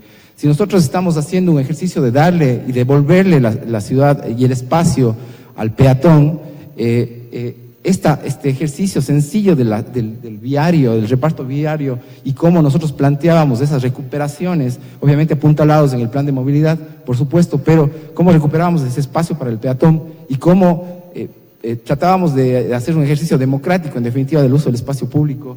Eso es un poco las cosas que se plantearon. Ahí algunas, no me puedo detener en explicar mucho por el tiempo, pero hay algunos ejercicios que se hicieron. El tema de los parqueaderos, quizá el parqueadero es uno de los ejemplos más antidemocráticos que tiene la ciudad. Cómo le estamos regalando y inclusive le cobramos 25 centavos la hora a un bien tan preciado como el espacio público en el centro histórico. Creo que esa es una cosa que tiene que transformarse radicalmente. Lo que nosotros hacíamos era una especie de propuesta en la que recuperábamos ese espacio para el peatón y cómo mediante unas herramientas de gestión, digamos que cruzábamos un subsidio del parqueadero que genera un montón de recursos a el uso del espacio público. Dentro de las herramientas de gestión del espacio público, empezamos a tratar de entender cómo hacemos un modelo de gestión que recupere o que, hemos dicho, gestione espacio público. Estos son ejercicios que nosotros llamamos modelaciones inmobiliarias, de cómo comparativamente íbamos haciendo intervenciones del desarrollo lote a lote, del uso de los espacios vacíos, si hacemos asociaciones. Y efectivamente este último modelo, que es el modelo más utópico y el más irrealizable, por supuesto, es el que mayor edificabilidad nos brinda para los procesos de edificación y el que mayor espacio público. Y esto lo descubrieron los arquitectos del modernismo hace muchísimos años. Pero realmente, digamos que esto no va a ser una discusión sobre el tipo de ciudad que se propuso, pero sí que es una herramienta increíblemente valiosa en cuanto a la forma de captación de espacio público y de densificación. Nos dimos cuenta en esas reflexiones que obviamente tenemos que empujar a que la población tome decisiones de asociación, porque es la estrategia más efectiva y más sostenible, en definitiva, más factible, que nos brinde como resultado una gestión del espacio público. Entonces ahí había un poco de propuestas que se hicieron para asociación de predios y cómo íbamos desde la normativa legal premiando esas asociaciones, ¿no? Y cómo íbamos dándoles facilidades para que la gente se lo repiense. Y aquí un poco ya un resumen de estas estrategias, ¿no? Finalmente nosotros decíamos, tenemos que coger al tranvía como una excusa para sostener, para que se sostenga en sí mismo, pero cómo el tranvía sirve también de un pretexto para sostener la ciudad. Dentro de estas cosas que nosotros, desde los estudios que teníamos analizado, y este dato que ustedes ven ahí, que cómo cubrimos el déficit de viaje, el tranvía tiene en esta parte un asunto muy polémico, ¿no? En las visiones optimistas del tranvía, el tranvía se sostiene solo. En las visiones pesimistas de los estudios del tranvía sostenidos en el plan de movilidad, hay que cubrir un déficit de aproximadamente 50.000 viajes diarios. Nosotros teníamos que trabajar con el peor escenario, por supuesto. O sea, si es que nos equivocamos nosotros dentro de esa lectura, qué mejor para la ciudad. Pero si es verdad que hay que cubrir 50.000 viajes diarios para que el tranvía se sostenga, ¿cómo le pegan estas estrategias que estamos planteando a subsidiar ese déficit? En las zonas de densificación prioritaria tenemos una densificación intensiva, solo contribuirían un porcentaje mínimo, porque nosotros hicimos unos corridos numéricos sobre unas matrices, le íbamos apostando a más densificación y veíamos cómo le iba pegando esto en los viajes diarios. Y teníamos una operación en el mediano plazo. No se garantiza que la población use el transporte público y podría empeorar la situación. El caso de los Ordóñez Lazo es un caso que ejemplifica el problema. Y como ustedes veían, el 70% de la población aspira a tener un carro. Entonces, este proceso de densificación en sí mismo no es una solución por sí mismo. Requiere la concurrencia de muchos actores, tanto públicos como privados. Requiere unos marcos normativos complejos. Tenemos que prohibir en otras zonas que se construya para que haya unas zonas de edificación interesantes, y tiene un alto costo político. El equipamiento de alta rotación, en cambio, tiene casos muy parecidos a la densificación, pero a diferencia de la densificación no requiere de marcos normativos complejos, requiere de una decisión. Poníamos el ejemplo por ejemplo, el municipio está este rato pensando en dónde poner ¿cómo se llama este equipamiento? El centro de convenciones. Y están buscando un terreno de aproximadamente 10 hectáreas para plantear un centro de convenciones. Nosotros decíamos les hacíamos la reflexión, ustedes ya tienen montado una infraestructura para plantear un equipamiento de ese tipo en la Avenida España, cercanía al aeropuerto, cercanía al terminal terrestre, una infraestructura hotelera ya más o menos montada, claro que ahora se usa con otros fines, pero podría utilizarse adecuadamente. Tienen que gestionar un espacio público y ya está. Ahí está la ciudad abastecida por además un sistema de transporte público masivo. Ese es un ejemplo, por ejemplo, del espacio de restauración. Estos de aquí sí es lo que nos interesaba, ¿no? Las herramientas de gestación de espacio público son inmediatas, son normativa, son ley y nada más. Y con eso se puede conseguir que mucha gente desista de su interés por usar el vehículo particular, que es el verdadero problema, y se monte en el transporte público.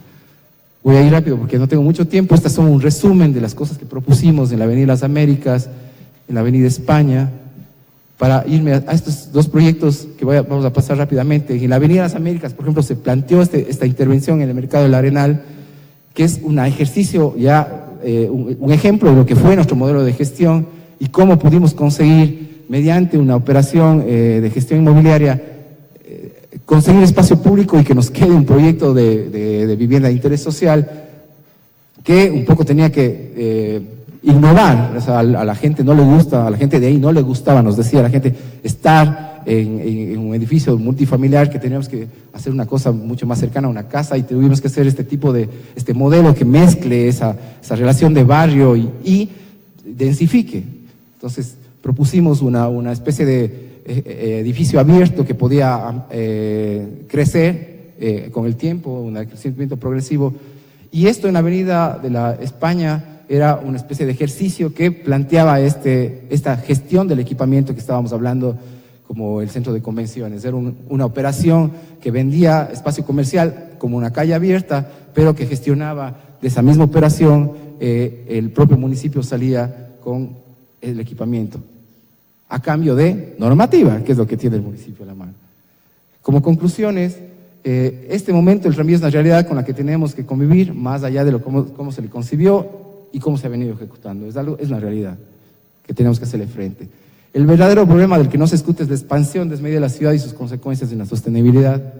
Y el tranvía en este momento es percibido como el mayor problema de la ciudad. Bueno, hasta hace poco ahora el encarcelamiento de Glass creo que es el que ya le gana en trending. Pero tratado adecuadamente debe ser la excusa para replantearnos un nuevo modelo de ciudad sostenible y democrática. Muchas gracias.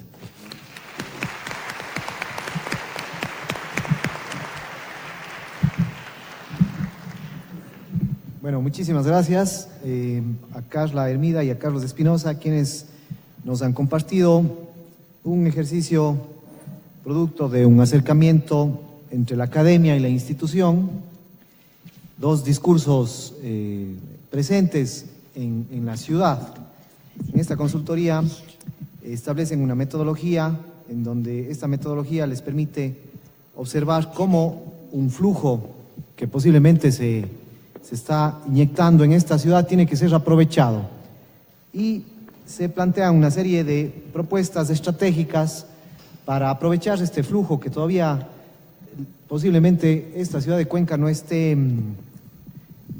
dimensionando los temas que este flujo impactaría en el territorio concreto, ¿no? Agradecemos nuevamente al auditorio por su atención y vamos a seguir con esta mesa. Finalmente tenemos la intervención de María Augusta Hermida. Antes de que inicie María Augusta, les quiero recordar en que puedan hacer sus preguntas y aseveraciones, articulaciones o demás ideas en relación a las presentaciones que se han venido dando. Gracias. Muchísimas gracias a los compañeros que hablaron antes que yo. Creo que nos han hecho una excelente entrada a un tema importantísimo como es el derecho a la ciudad, y gracias al auditorio por venir a esta última sesión del Congreso Civitic, por venir a este diálogo sobre lo que es el espacio público y sobre quién tiene derecho a usar nuestras ciudades. Yo quiero específicamente hablar no tanto de una reflexión teórica sobre qué es el espacio público o qué es la ciudad, sino más bien quiero referirme ya a casos específicos de cómo empezar a abordar el diseño, la gestión de estos espacios. Quiero contarles que lo que les voy a mostrar aquí es fruto de un proyecto de investigación desarrollado en la Universidad de Cuenca sobre los ríos urbanos y particularmente sobre el río Tomebamba de la ciudad de Cuenca. Este proyecto lo desarrollamos dentro del grupo de investigación que actualmente dirijo, que es el Grupo de Investigación en Ciudades Sustentables, YACTALAB, en el cual venimos desarrollando una serie de investigaciones ligadas con la sostenibilidad de ciudad. En el Congreso Civitic hemos tenido la oportunidad de presentar a nivel de ponencias a muchas de las tesis y proyectos que se están desarrollando dentro de nuestro grupo.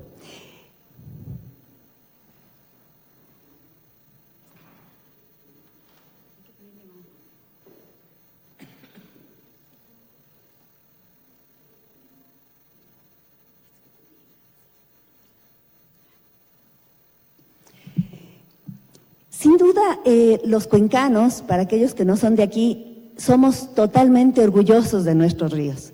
Y mucha gente del Ecuador y de otros países siempre pondera de la calidad de la ciudad, particularmente por sus ríos. Pero los ríos, al ser espacios públicos, y aunque nos parezcan que están hermosos, tienen una cantidad de problemas que a veces nos pasan desapercibidos. Para poder estudiar el espacio público asociado a esta red hídrica, en el caso de Cuenca tenemos 133 kilómetros de red hídrica, en la cual están contemplados los 4 ríos principales, pero también todas sus quebradas, lo cual nos habla de un gran potencial de esta red hídrica como espacio público. Entonces lo que necesitamos es tener un marco analítico que nos permita realmente entender este espacio público, ver sus limitaciones, cómo podemos diseñarle, cómo podemos potenciarle como este espacio integrador en donde todos y todas podemos participar.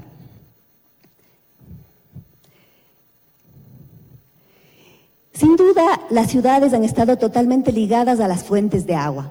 Las ciudades se fundaban siempre cerca de las fuentes de agua. Y esto no ha cambiado con el largo del tiempo. Lo que sí ha sucedido es que con el desarrollo, entre comillas, de las ciudades, esta relación fuerte e íntima que tienen los ciudadanos con las fuentes hídricas se ha debilitado.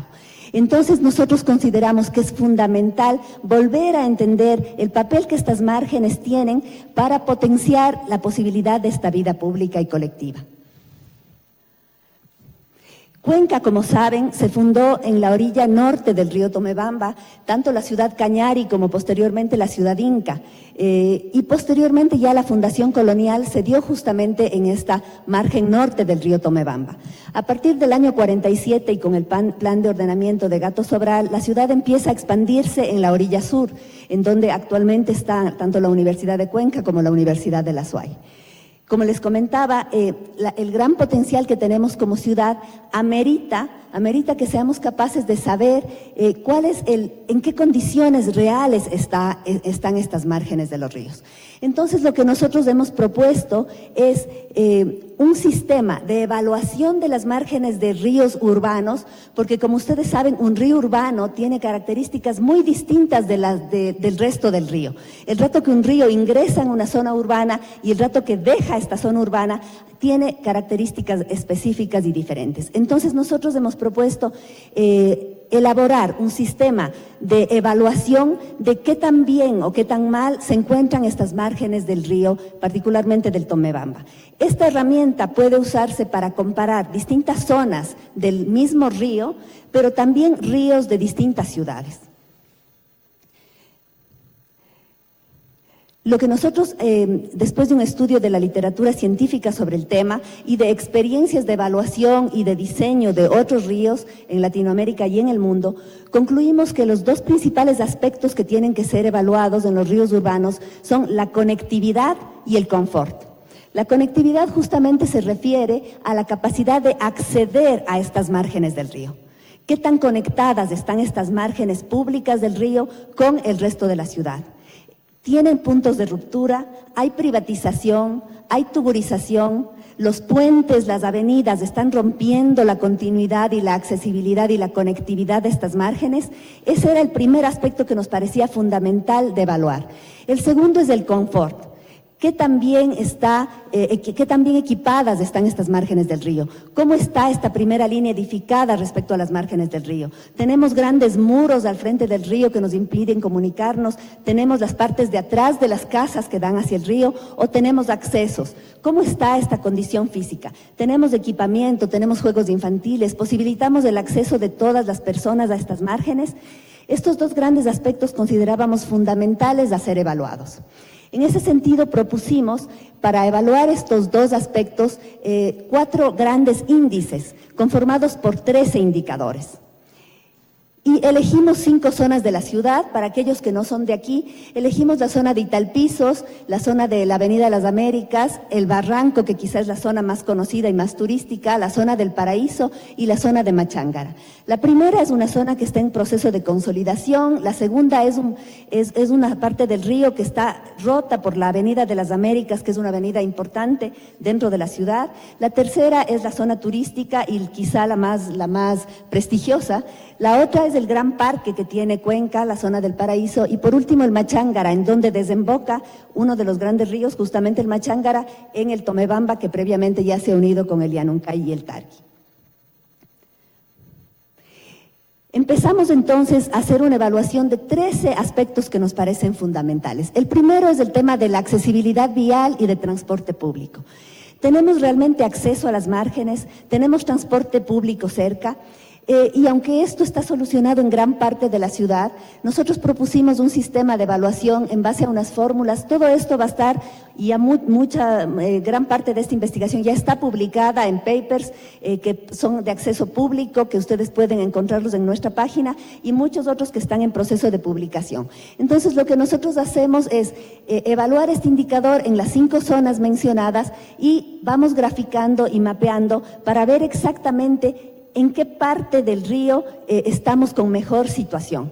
Esto es muy útil y de hecho hemos conversado con diferentes dependencias municipales. Es muy útil, decía, porque permite a los tomadores de decisiones tener datos para saber en dónde hay que invertir y cómo hay que invertir el dinero. Entonces nosotros empezamos a evaluar los distintos aspectos. El segundo indicador es la accesibilidad al viario peatonal. Tenemos acceso para peatones, es un acceso universal. ¿Qué ancho tienen estos caminos peatonales? Las pendientes posibilitan un acceso universal, sí o no, y dónde está pasando cada una de estas cosas. La altura ponderada de las edificaciones. Las márgenes del río necesitan tener posibilidad de campos visuales. Entonces, mal haríamos en construir altísimos edificios justamente en esa primera línea edificada, impidiendo esta posibilidad visual de todo el paisaje. Entonces, también evaluamos este aspecto en Cuenca y vamos marcando así en cada una de las zonas de estudio.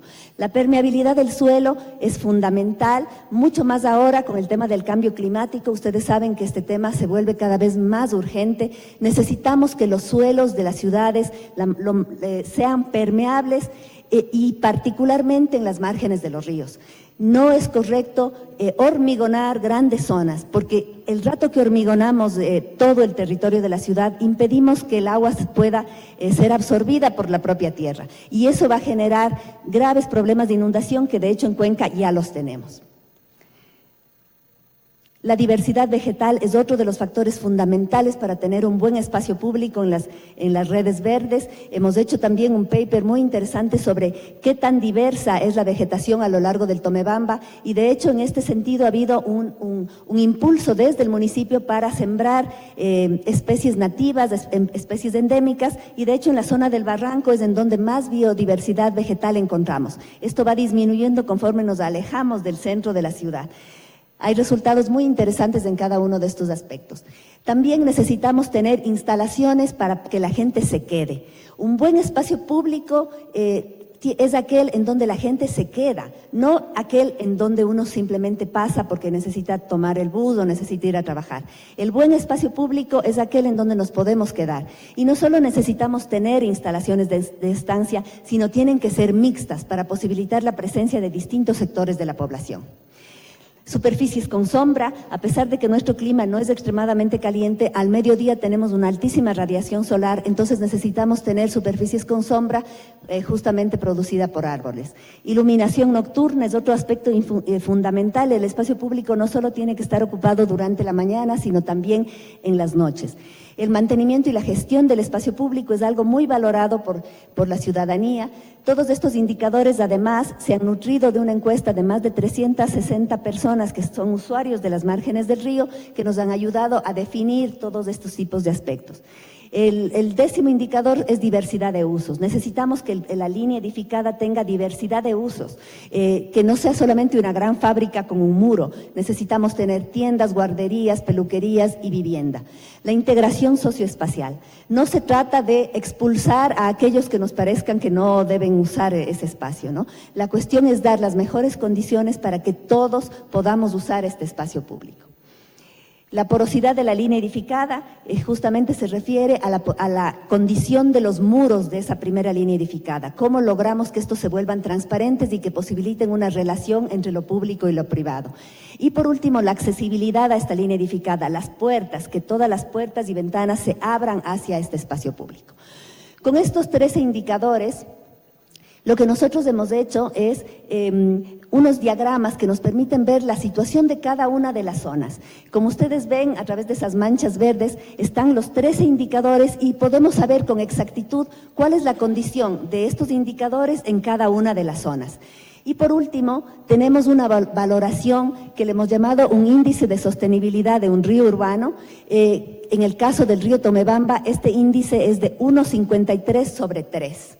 Eso significa que aunque el río Tomebamba es un río que ha tenido bastantes intervenciones que pudieran de algún modo ser positivas, todavía tenemos mucha deficiencia en algunos indicadores. Por ejemplo, un indicador en el que realmente hay que trabajar es la mixticidad de instalaciones de estancia, por ejemplo, es la accesibilidad vial y de transporte público. En otros podemos estar un poquito mejor, como el indicador 13, que es la accesibilidad de la línea edificada. Vean cómo esta metodología entonces nos puede servir para evaluar los otros ríos de Cuenca, las quebradas de Cuenca y los ríos de todas las ciudades. Y podemos saber en qué estamos mejor o peor y cómo deberíamos intervenir. Ahora, todo esto no tendría sentido si no está ligado al comportamiento y la percepción de los usuarios de los ríos de Cuenca. Entonces nosotros hemos hecho, a través de metodologías del comportamiento y percepción de los usuarios, hemos hecho estudios de, por ejemplo, en dónde está la gente. De las 5 zonas, como ven, la zona 3, que es la zona del barranco, es la que aglutina a la mayor cantidad de gente. Estos son mapas de calor, en donde ustedes ven más rojo, es en donde más se acumula la gente. Ahora, de los estudios que hemos realizado, es muy interesante notar lo siguiente. En la zona del barranco, que es esta zona que les estoy mostrando, detectamos que en ciertos horarios que se realizó la muestra, habían 1.594 personas. Sin embargo, de estas 1.594, solo 495 eran personas que se quedaban en el barranco. Los demás solamente pasaban para ir a la universidad, para ir al trabajo. Y lo más dramático de todo esto es que únicamente el 6% son niños. Únicamente el 5% son adultos mayores. Y del resto de la población, como ustedes saben, un buen espacio público debería tener el 50% de mujeres y el 50% de varones, como es el porcentaje de población normal. Lamentablemente en esta zona solo el 38% son mujeres y el 62% son hombres. ¿Eso qué quiere decir? Que es un espacio que no está integrando a todos los sectores de la población. No convoca a niños, no convoca a adultos mayores y el porcentaje de mujeres es más bajo que la media de la población. Entonces queríamos saber por qué sucede esto. Empezamos a ver los distintos usos de suelo en este sector y mapeamos los hombres y las mujeres. Los puntitos azules son los hombres, los puntitos rojos son mujeres. Y cuando veíamos por qué hay más hombres, empezamos a acercarnos, a hacer un zoom y fíjense ahí, tenemos solo hombres. Entonces tú dices, bueno, ¿por qué hay solo hombres ahí? Y claro, cuando comparas eso con el uso de suelo, resulta que es un bar. Un bar. Entonces un bar en donde los hombres están bebiendo y salen a la calle y están ahí bebiendo. Y eso expulsa a las mujeres. Y obviamente en este sector no había nada para los niños. habían barreras arquitectónicas para los adultos mayores. Entonces, el Barranco, que es nuestra zona más emblemática, no es un espacio público de calidad que integre a todos los ciudadanos. Imagínense entonces cómo están el resto de zonas. Por otro lado, también hicimos estudios de percepción. Trabajamos mucho con análisis de discursos y nos interesa mucho trabajar el tema del discurso histórico. ¿Cómo era el río Tomebamba antes para los ciudadanos de Cuenca y cómo es ahora? Y encontramos algunas cosas que también están publicadas en un paper, si a ustedes les interesa profundizar en el tema. Hay cosas muy interesantes. Antes, en Cuenca, la relación de los cuencanos y cuencanas con el río se daba a través del agua. La gente pescaba, la gente se bañaba en el río. De hecho, el río era la manera de eliminar los residuos, inclusive del hospital. Las instituciones públicas, cuando daban de baja, por ejemplo, una máquina de escribir, la botaban al río. Y sobre todo lo que más nos gustaba es que la gente se bañaba, particularmente más los hombres, pero también las mujeres de algunos colegios de monjas se iban a bañar en unos hondos que había en el río Tomebamba, mientras las monjas vigilaban para que los chicos no les vean a las chicas. Todo este tipo de prácticas que pueden ser interesantes y anecdóticas nos hablan de que la relación con el agua era fundamental. ¿Por qué ahora hemos roto esa relación? Ahora no tenemos relación con el agua. El agua es un tema apartado y nosotros nos limitamos a mirarla. Entonces, todos estos estudios de discurso a través de palabras, de cantidad de veces que se va diciendo el discurso, en fin, también nos pueden dar luces de hacia dónde debemos llevar el tratamiento de nuestros ríos. Y vean lo interesante, el río Tomebamba no es solamente un equipamiento para el barrio, para la gente que vive cerca. Si pueden ustedes ver ahí, tal vez no se ve muy bien, está el río Tomebamba y todas esas líneas fucsias son la procedencia de los usuarios del río Tomebamba. Hay gente inclusive de las parroquias rurales de Cuenca que están usando el río Tomebamba. Y el uso del barranco, particularmente de esa zona, es un uso casi regional. A diferencia, por ejemplo, de otra zona, que es la zona del Machángara, en donde hay menos conectividad, hay más segregación, es un sector que está mucho más destinado solo a la clase alta y los usuarios son más del barrio. Entonces vean la posibilidad de todas estas metodologías para el estudio de los ríos urbanos. De estos 13 indicadores, nosotros nos ha parecido fundamental establecer unos criterios de diseño. Y para esto hicimos un experimento que fue bastante bueno y participaron 32 estudiantes de la Maestría de Proyectos Arquitectónicos de la Universidad de Cuenca. A estos 32 estudiantes les propusimos que diseñen el equipamiento y las márgenes de los ríos. De hecho, estos estudiantes son estudiantes talentosos, son los mejores, digamos, para el diseño arquitectónico, y les explicamos todos estos indicadores y toda esta situación que ellos necesitaban respetar. Hicieron proyectos de muy buena factura, como arquitectura, y sin embargo, al momento de evaluarlos, ¿qué sucedió? No respondían a las necesidades de lo que debe ser el diseño de los ríos urbanos. Esto, ¿qué nos dice? Que las soluciones de ciudad y particularmente de espacio público no pueden referirse únicamente a los arquitectos. En segundo lugar, que la formación del arquitecto ya desde las aulas del pregrado debe implicar y debe contemplar una serie de reflexiones que al momento no se están dando. No es suficiente con tener proyectos de arquitectura de altísima factura si, por ejemplo, no están respondiendo al tema de la escasez de recursos del planeta, si no están respondiendo al tema de la inequidad, si no están respondiendo al tema del cambio climático, si no están respondiendo al gran desafío de la salud y el bienestar del siglo XXI. No es suficiente con tener buen oficio si no somos capaces de trabajar de manera interdisciplinar. Entonces, las conclusiones fueron excelentes. Estos proyectos diseñados son muy buenos, pero no respondían a estos 13 y más indicadores que nosotros habíamos definido como fundamentales para el diseño de un espacio público inclusivo y de un espacio público de calidad en las márgenes verdes del río.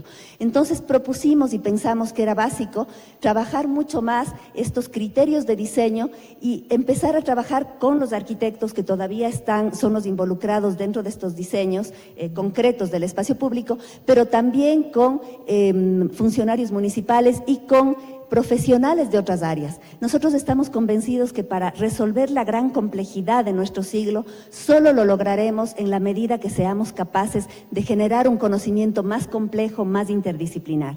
Y solamente como última reflexión, decirles que el trabajo interdisciplinar se parece a a lo que podría ser el agua. Es decir, de algún modo los arquitectos podemos ser el oxígeno, pero quizá los sociólogos, los economistas, los ingenieros y los biólogos son el hidrógeno. Y solamente el momento que nos podemos mezclar hidrógeno con oxígeno, solo en ese momento podremos tener agua. Y solo el agua es la que nos ha permitido tener vida en este planeta. Muchísimas gracias.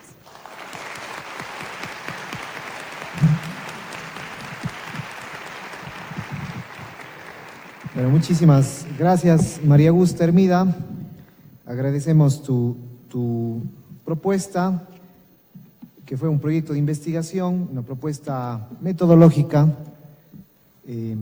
dentro del marco de la sostenibilidad urbana, en donde se plantea un sistema de evaluación para un territorio bastante complejo, como puede ser la relación entre la ciudad y el agua. Vamos a pasar a 3 preguntas que el auditorio ha realizado. Hay 2 preguntas bastante específicas para algunos de nuestros ponentes y expositores, que las voy a dejar para el final, y más bien quisiera articular una pregunta general para todos. No tenemos los autores de las preguntas, sin embargo agradecemos su intervención. La pregunta dice, el texto dice lo siguiente: felicitaciones a todas las ciudades del Ecuador. Es necesario del éxito de Cuenca, podría ser un buen referente. La pregunta es la siguiente: ¿cuál es la propuesta para que toda la institucionalidad municipal ingrese a estas propuestas y cómo debería involucrarse el gobierno nacional, seguramente la institucionalidad nacional?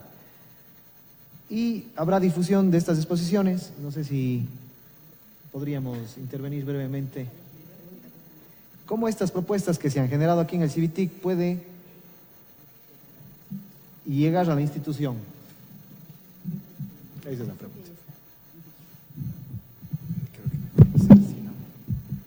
Bueno, no creo que tengamos respuestas absolutas a estas alturas del momento en el que nos estamos planteando cómo generar una metanoia, un cambio de mentalidad en lo que significa un proceso, como yo planteaba, ¿no es cierto?, que ha sufrido un desgaste, una entropía de lo que es la participación ciudadana, y en esa medida resignificar lo que implica la construcción de la ciudad de manera democrática, participativa, colectiva.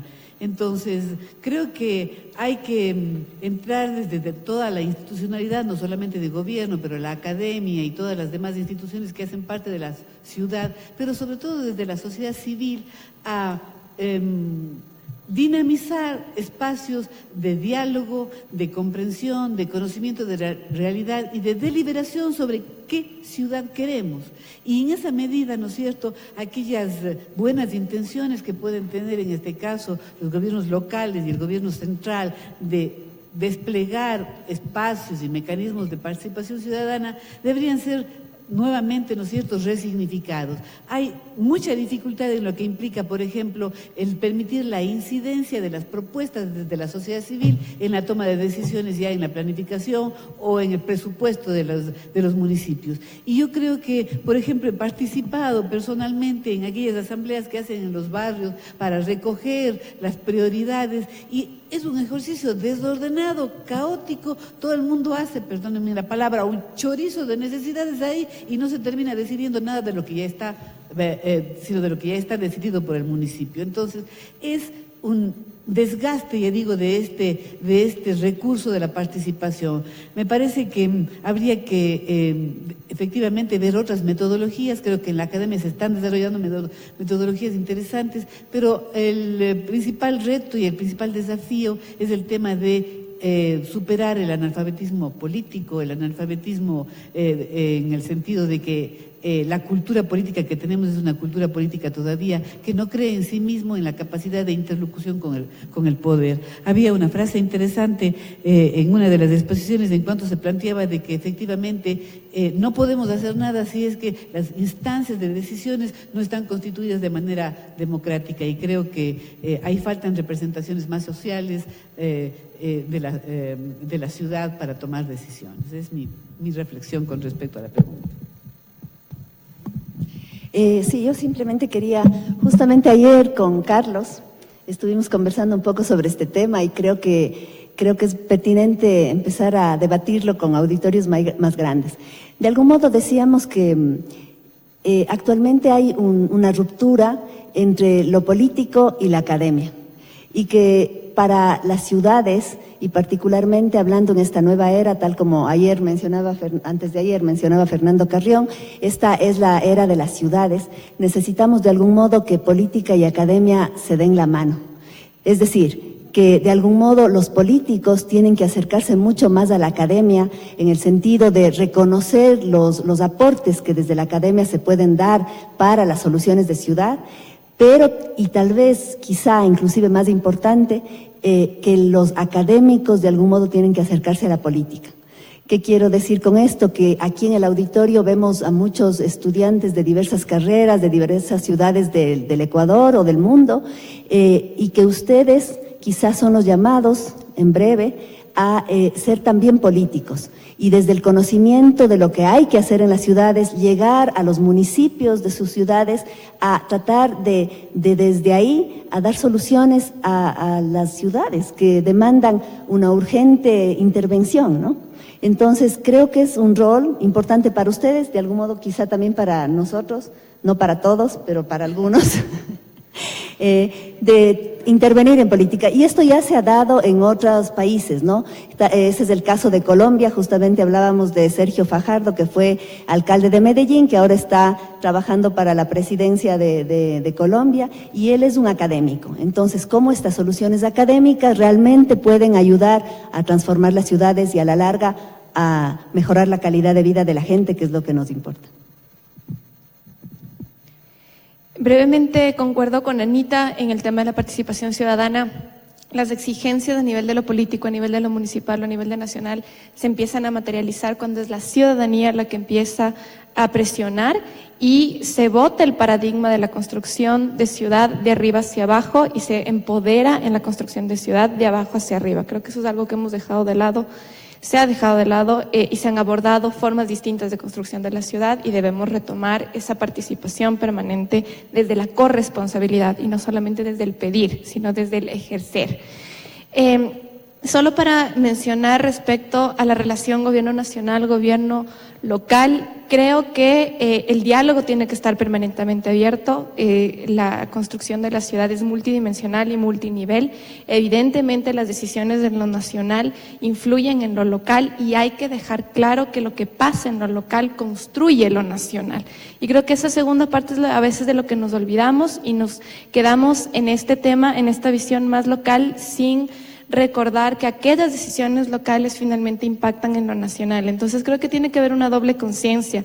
Desde lo nacional entender que existen directrices globales que se pueden dar, pero es lo local lo que materializa y lo que termina de construir realidades, y desde lo local entender que lo que se hace aquí impacta en lo que en el resultado que tenemos como país. Bueno, muy bien, muchas gracias. Vamos a seguir con la siguiente pregunta. ¿Cuál sería una ruta adecuada del tranvía para lograr un uso masivo, tomando en cuenta que no pasa por ninguna universidad ni hospitales? Bueno, me voy a permitir contestar, más allá que la pregunta no es exactamente el tema que estamos abordando, que expusimos, pero tuve la oportunidad de estar en los inicios de la concepción del proyecto, y por eso podría responderle a la persona que el recorrido del tranvía no responde a un capricho, responde a estudios de oferta, demanda, de orígenes, destinos, y efectivamente a veces, igual me pasaba y me decía, chuta, yo no voy a tener que usar el tranvía porque no me pasa por la Universidad de la SUAY. Pero cuando nos dieron los datos, y ahora para este proyecto también volvimos a pedir, no los tengo aquí conmigo, pero volvimos a pedir los datos del número de viajes, a veces uno desconoce de otros sectores. Por ejemplo, el parque industrial genera un número de viajes que yo no me imaginaba, unos números elevadísimos de viajes. El terminal terrestre, el centro histórico, que obviamente sigue concentrando el 80% de los viajes, la feria libre. Entonces, claro, a veces uno sí dice, a mí no me va a servir porque yo vengo a la universidad, pero esa es la ruta de mayor demanda. Actualmente, inclusive, de una línea de transporte público que circula en un recorrido muy parecido al del tranvía, es la línea que más demanda tiene en toda la ciudad. Pero el proyecto inicial y la idea inicial es que haya una segunda línea que sí va por las universidades, así que esperemos que algún día se haga. Bueno, muy bien, muchas gracias. Hay una pregunta también dirigida para Pamela Olmedo, que dice lo siguiente: ¿se han realizado desde Flaxo estudios o investigaciones sobre el impacto de la construcción del metro en Quito en relación al ejercicio del derecho a la ciudad en el espacio público? Voy a aprovechar para hacer el anuncio comercial. En la maestría de estudios urbanos de la Flaxo, efectivamente se han hecho estudios respecto del impacto del metro. Impacto no necesariamente en el ejercicio per se del derecho a la ciudad. Muchos trabajos de tesis abordan la construcción del metro, que de hecho nos tiene exactamente en el mismo debate que tiene a Cuenca con el tranvía. Hay la gente pro metro, hay la gente contra metro. Y estos estudios creo que se han abordado un poco más desde el aspecto arquitectónico, incluso entiendo que hay una tesis en trabajo sobre el impacto en el mercado de suelo en las zonas que están cerca de las estaciones y de la ruta del metro. Sin embargo, tanto en el caso del tranvía como en el metro y en general, creo que este tipo de respuestas, este tipo de preguntas se responden cuando se parte de entender que el tranvía o el metro no son un fin, son un medio para lograr mejora de calidad de vida, o son un medio para el aprovechamiento del espacio público. Y entonces, ¿cómo esto impacta o no? Una vez más depende del paradigma que está por detrás. ¿Qué es lo que creemos que es calidad de vida? ¿Y cuál es el tipo de espacio público que queremos tener en la ciudad? Cuando se aborda desde esta perspectiva, entonces el metro o el tranvía per se no es la pregunta, sino es hacia dónde estamos llevando las ciudades a las que dotamos de este tipo de equipamiento. Bueno, muchísimas gracias, Pamela. La última pregunta va dirigida para María Augusta. ¿A qué se refiere con que son buenos proyectos, pero no responden a las necesidades? Se supone que una buena arquitectura debe satisfacer primero las necesidades de los usuarios. Sí, es una gran pregunta, muchas gracias. A ver, a lo que yo me refería es que cuando empezamos a profundizar un poco más en el estudio de lo que debe ser el espacio público y particularmente el espacio público verde, esta red verde y esta red azul, esta red hídrica, hay un montón de nuevos componentes que quizá no los conocíamos de manera previa. Por ejemplo, les pongo un caso. Cuando uno hace un equipamiento para la margen del río y decide impermeabilizar el suelo, es decir, dejar una placita dura, pero bastante grande en la entrada, que podría ser una buena solución quizá en otro momento, ya no es buena cuando estamos hablando de la margen de un río, porque impermeabilizar el suelo es muy perjudicial y particularmente en la margen del río. Entonces, no es que son buenos, es buena arquitectura en el sentido de que ha planteado muy bien la relación de la construcción con el uso, quizá ha planteado bien la circulación, pero por ejemplo no ha tomado en cuenta que el suelo debe ser permeable. O no ha tomado en cuenta la necesidad de dejar iluminación nocturna para que también pueda funcionar como espacio público. O no ha tomado en cuenta el hecho de que tengamos que permitir siempre la accesibilidad y la circulación y no convertirse en una barrera. No ha tomado en cuenta una serie de nuevos aspectos que son justamente los que han nacido fruto de esta investigación sobre ríos urbanos. Entonces, esos buenos arquitectos tienen y deben seguir haciendo buena arquitectura, pero deben nutrirse de este nuevo conocimiento. Ese es el gran desafío que yo creo que ahorita tenemos los arquitectos. Seguir haciendo buena arquitectura, una arquitectura rigurosa, una arquitectura de alta calidad, una arquitectura que relacione bien materiales, que construya espacios de altísima calidad, pero que se nutra con estas nuevas reflexiones que quizá en el siglo XX no teníamos. Las respuestas que dimos en el siglo XX como arquitectura no pueden ser las mismas hoy, porque ahora tenemos nuevas preguntas. Entonces el reto es justamente tener esta mente abierta, pensar más y con el mismo rigor de la arquitectura que podemos tener como arquitectos, hacer buena arquitectura respondiendo a los desafíos del siglo XXI. Bueno, muchísimas gracias. Como ustedes saben, este evento se está transmitiendo en directo por las redes. Y tenemos un par de preguntas más que, si ustedes nos permiten, creo que vale la pena aprovecharlas, ¿no? Jay Naranjo pregunta: ¿cuál sería la propuesta de vinculación en la academia de las diferentes carreras de arquitectura, sociología, antropología, las cuales se encuentran estudiando los fenómenos urbanos y los derechos de la ciudad? Felicidades a los ponentes, grandiosa intervención.